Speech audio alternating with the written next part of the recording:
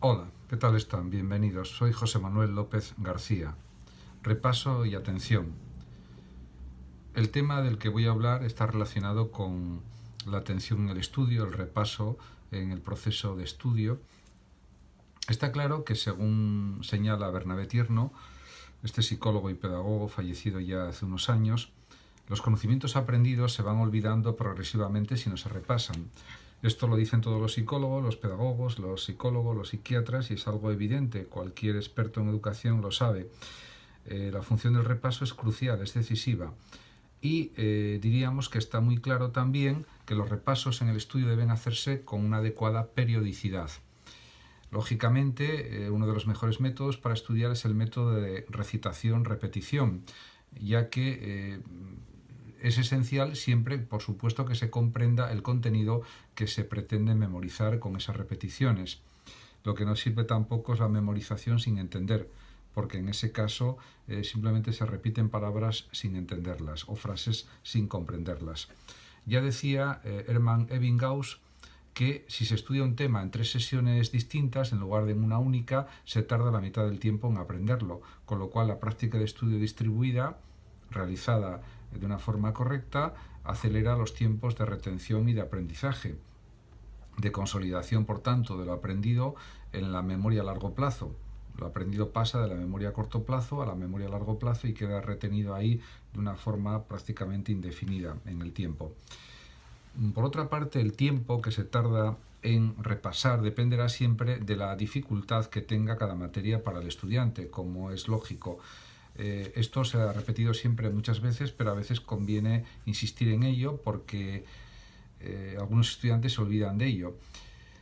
Además, también conviene señalar que muchos estudiantes creen que el repaso debe realizarse solo en las fechas previas a los exámenes, pero están equivocados. El repaso hay que realizarlo bastante antes de la fecha de los exámenes. De hecho, a medida que se acercan estas pruebas escritas, por ejemplo, los repasos deberían ser más frecuentes e intensos para fijar mejor los contenidos en la memoria y luego pues no tener los contenidos mal aprendidos de tal manera que se olviden, diríamos, cuando se tienen que realizar los exámenes o las pruebas.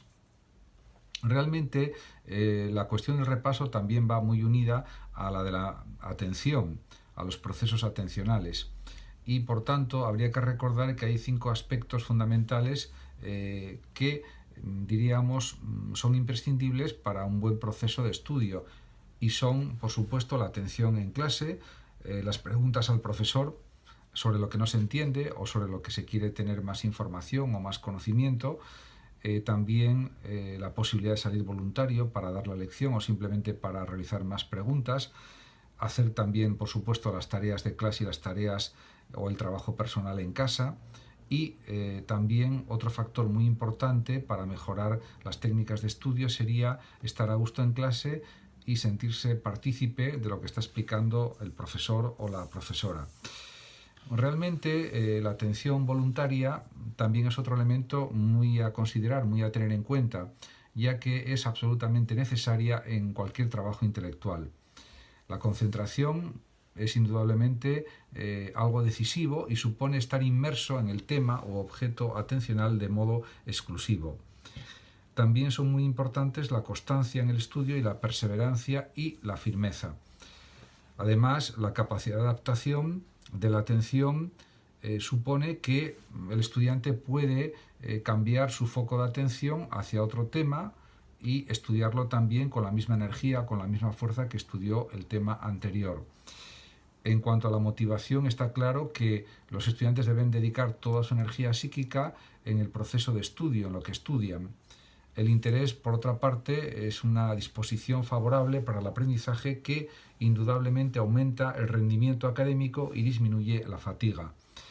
Además, está claro también, según dicen los expertos, que el ámbito de la ciudad favorece u ofrece más estímulos culturales a los estudiantes, más que un ambiente rural. ¿Por qué? Pues porque generalmente en una ciudad hay más bibliotecas, hay más espectáculos, hay más actos culturales que generalmente en los pueblos, lo que no quiere decir que no pueda haber pueblos, que los hay, que tengan mucha actividad cultural y que también ofrezcan pues más estímulos culturales. De hecho, hoy en día en realidad, pues a través de los medios de comunicación se puede disponer también de muchos estímulos culturales y esto también habría que considerarlo y valorarlo en su justa medida y en su gran valor también. Por otra parte, también se puede afirmar que el profesor es una pieza clave para despertar los intereses de los estudiantes, sobre todo a través de exposiciones o explicaciones claras y a la vez amenas que hagan posible la participación confiada de los alumnos o de los estudiantes y de un diálogo enriquecedor e interactivo. Muchísimas gracias por su atención y hasta mi próximo vídeo. Hasta siempre.